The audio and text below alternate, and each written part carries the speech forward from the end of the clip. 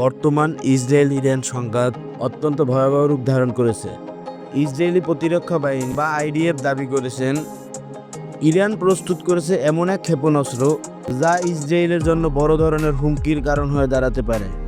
Israeli গোয়েন্দাদের তথ্য মতে এই ইরানি ক্ষেপণাস্ত্রটি এতটাই দ্রুত গতির, এটি যে কোনো মুহূর্তের মধ্যেই ইসরায়েলের যে কোনো শহরে আঘাত হানতে সক্ষম। এদিকে আইডিএফ এর মুখপাত্র একটি সংবাদ সম্মেলনে বলেন, ইরানের এই নতুন প্রযুক্তির ক্ষেপণাস্ত্রটি ইসরায়েলের বর্তমান আকাশ প্রতিরক্ষা আয়রন ডোম হিমশিম খেতে পারে। এছাড়াও তারা দাবি করেন ইরান তাদের সামরিক শক্তি অনেকটাই বাড়িয়ে ফেলেছে।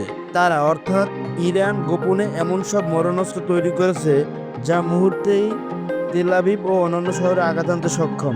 ইসরায়েলি কর্মকর্তারা বলেছে ইরান মধ্যপ্রাচ্যে তাদের প্রভাব বিস্তার করতে মরিয়া হয়ে উঠেছে এবং ইসরায়েলকে ধ্বংস করার জন্য তারা সকল প্রযুক্তি ব্যবহার করার জন্য প্রস্তুত নিয়েছে।